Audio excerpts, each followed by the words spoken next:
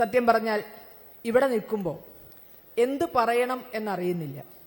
മനസ്സാണോ നിറഞ്ഞത്, കണ്ണാണോ നിറയുന്നത് എന്ന് പറയാൻ സാധിക്കാത്ത ഒരനുഭവത്തിലൂടെ കടന്നു പോകുന്നു. അത് എൻ്റെ മാത്രം അനുഭവമായിരിക്കും എന്ന് ഞാൻ കരുതുന്നില്ല.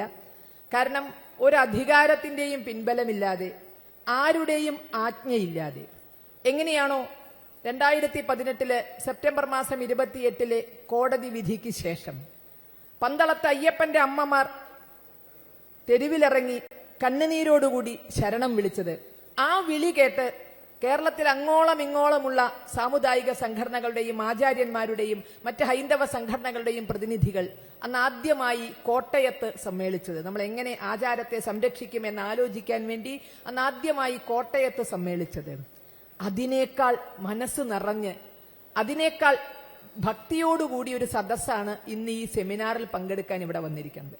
ഇത് കാണുമ്പോഴാണ് വാക്കുകൾക്ക് അതീതമാണ് ഇവിടെ നമ്മൾ അന്യോന്യം കൈമാറുന്ന സന്ദേശം എന്ന് മനസ്സിലാക്കുന്നത്. പലപ്പോഴും വാക്കുകൾ അപൂർണമാണ് എന്നുള്ളത് തിരിച്ചറിയുന്നത് ഇത്തരം ഒരു സന്ദർഭത്തിലാണ്. ഇവിടെ നമ്മൾ ചിന്തിക്കുക, സനാതനധർമ്മം എന്ന് പറഞ്ഞാൽ അർത്ഥം എന്താണ് എന്ന് നമ്മൾ പലപ്പോഴും അനുഭവത്തിൽ നിന്നാണ് മനസ്സിലാക്കിയത്. അത് എത്രമാത്രം പുരാതനമാണോ അത്രമാത്രം നൂതനമാണ്, അത്രമാത്രം ശാശ്വതവുമാണ് എന്നുള്ളത് നമ്മൾ അനുഭവത്തിൽ നിന്ന് മനസ്സിലാക്കി. അത് ബോധ്യപ്പെട്ട് സ്വാഭിമാനത്തിലാണ് നമ്മൾ ഇന്ന് ഈ സെമിനാറിൽ ഇവിടെ പങ്കെടുത്തുകൊണ്ടിരിക്കുന്നത്. അത് നമ്മളെ ഏറ്റവും നന്നായി ബോധ്യപ്പെടുത്തിയത് കഴിഞ്ഞ ദിവസം പമ്പയിൽ നിന്നാണ് ആ സന്ദേശം നമുക്ക് കിട്ടിയത് എന്നെനിക്ക് തോന്നുന്നു. ഒരുപക്ഷെ കാട്ടുകള്ളനായ ജയന്തനെ പോലുള്ളവർ, അതുമല്ലെങ്കിൽ മഹിഷിയെ പോലുള്ളവർ ഒക്കെ അയ്യപ്പന്റെ വിഗ്രഹം ഏറ്റുവാങ്ങിക്കൊണ്ട് അയ്യപ്പന് മുന്നിൽ നിന്ന് വിളക്ക് തെളിയിച്ചപ്പോൾ, ഗീതാ ശ്ലോകങ്ങൾ ഉരുവിട്ടപ്പോൾ നമുക്ക് മനസ്സിലായി സനാതന ധർമ്മം എന്ന് പറഞ്ഞാൽ അത് സനാതനമാണ്.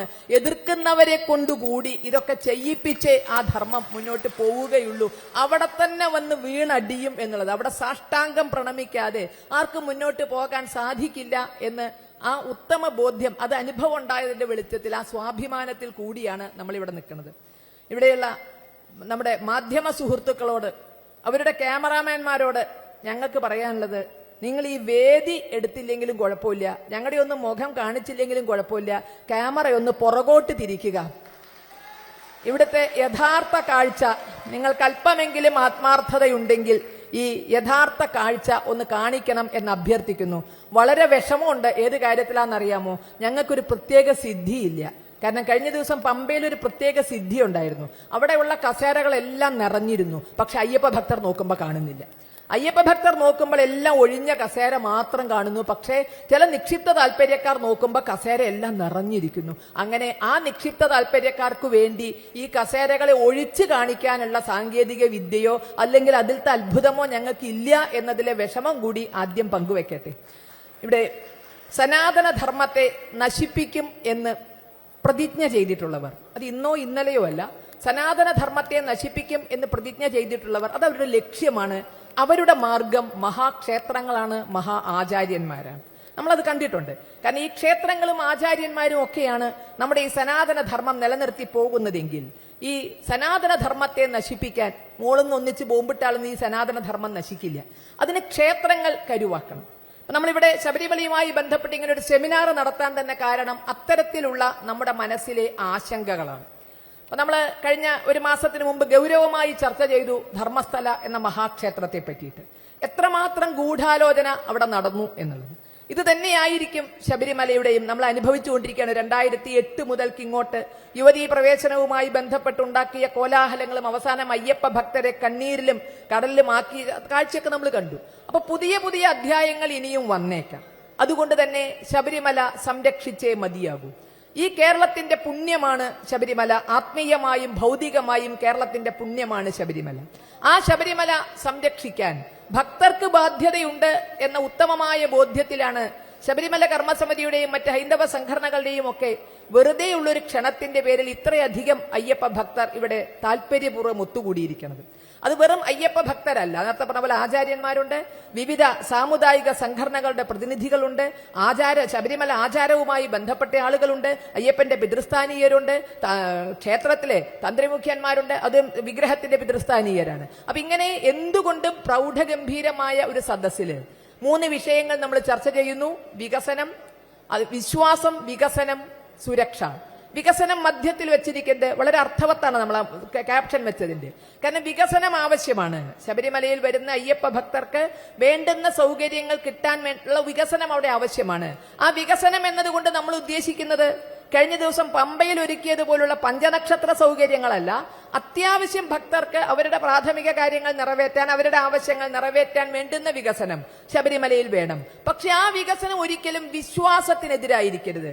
വിശ്വാസം അതല്ലേ എല്ലാം എന്നുള്ളത് വെറും ഒരു ക്യാപ്ഷനോ വെറും ഒരു പരസ്യവാചകമോ അല്ല.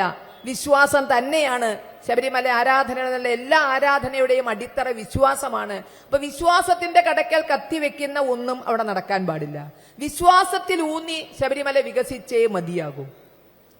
വർദ്ധിച്ചു വരുന്ന അയ്യപ്പ ഭക്തരുടെ മറ്റേ ആരാധനയ്ക്ക് അവിടെ വരുന്നവർക്ക് വേണ്ടി വികസനം നടക്കണം. അതൊരിക്കലും വിശ്വാസത്തിനെതിരായിരിക്കരുത്, വിശ്വാസം നശിപ്പിച്ചുകൊണ്ടായിരിക്കരുത്.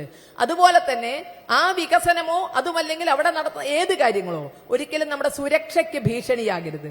നമ്മൾ വളരെ ആധിയോടെ, കാരണം ഓരോ ക്ഷേത്രവും എങ്ങനെ നശിപ്പിക്കുമെന്ന് പല തലങ്ങളിൽ ആലോചനയും ഗൂഢാലോചനയും ഒക്കെ നടക്കുന്നുണ്ട്. അപ്പൊ അത്തരം ഒരു സന്ദർഭത്തിൽ ശബരിമലയിലെ സുരക്ഷ വളരെ പ്രധാനമാണ്. അയ്യപ്പ ഭക്തരുടെ സുരക്ഷയും ക്ഷേത്രത്തിന്റെ സുരക്ഷയും ഒക്കെ വളരെ പ്രാധാന്യം അർഹിക്കുന്നതാണ്. എന്നതുകൊണ്ടാണ് നമ്മൾ ഇതുപോലെ ഒരു കാര്യങ്ങൾ തീരുമാനിക്കാൻ അധികാരമുള്ള ആളുകൾ, കാര്യങ്ങൾ തീരുമാനിക്കാൻ താല്പര്യമുള്ള ആളുകൾ ഒരുമിച്ചിരുന്ന് ചിന്തിക്കണം എന്ന് നമ്മൾ വിചാരിച്ചത്. 2018 മുതൽ നമ്മുടെ മനസ്സിലുണ്ടായിരുന്ന ആദ്യം ഒന്നുപോലും പരിഹരിക്കപ്പെട്ടിട്ടില്ല എന്നുള്ളതും നമ്മൾ മനസ്സിലാക്കണം. കാരണം യുവതീ പ്രവേശനം കഴിഞ്ഞ അധ്യായമോ അടഞ്ഞ അധ്യായമോ അല്ല. ഇപ്പോഴും സുപ്രീം കോടതിയിൽ ആ വിഷയം നിലനിൽക്കുന്നു. ആ വിഷയം പരിഗണനയ്ക്കെടുക്കുമ്പോൾ സർക്കാരിന്റെ സത്യവാങ്മൂലത്തിന് അതിൻ്റെതായ വിലയുണ്ട്. അപ്പൊ ഇപ്പോഴും പമ്പയിൽ ചെന്ന് സമസ്താപരാധം പറഞ്ഞവരും ശബരിമല യുവതീ പ്രവേശനവുമായി ബന്ധപ്പെട്ട സത്യവാങ്മൂലത്തിൽ അരവാക്കുപോലും തിരുത്താൻ തയ്യാറായിട്ടില്ല എന്ന നഗ്ന യാഥാർത്ഥ്യം നമ്മൾ മനസ്സിലാക്കുന്നു.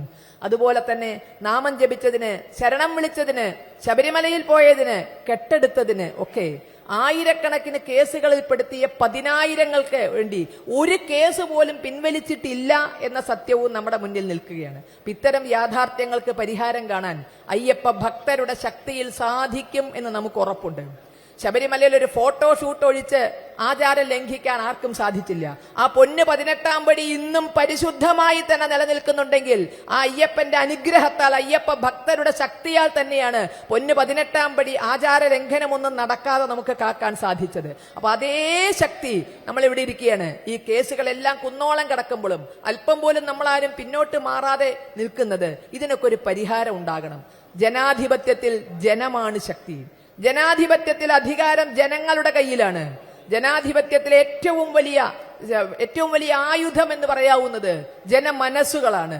അപ്പൊ അതുകൊണ്ട് തന്നെ അങ്ങനെ ഒരു സമ്മർദ്ദ ശക്തിയായി മാറി ഈ 2018 അയ്യപ്പ ഭക്തന്മാരെ കണ്ണീരും ചോരയും കുടിപ്പിച്ച ആ യുവതീ പ്രവേശനം എന്ന അധ്യായം അത് അടഞ്ഞ അധ്യായമായി മാറണം.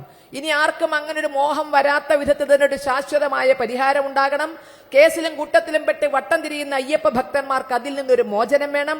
അത്തരം തീരുമാനങ്ങളൊക്കെ എടുക്കാൻ ഈ ആചാര്യന്മാരുടെ മുഴുവൻ അനുഗ്രഹം, സാമുദായിക സംഘടനകളുടെ മുഴുവൻ പിന്തുണ, അയ്യപ്പ ഭക്തന്മാരുടെ മുഴുവൻ കരുത്ത് ഉണ്ടാകട്ടെ എന്ന പ്രാർത്ഥനയിൽ ഞാൻ എന്റെ വാക്കുകൾ നിർത്തുന്നു. നിങ്ങൾക്ക് നന്ദി. സ്വാമിയേ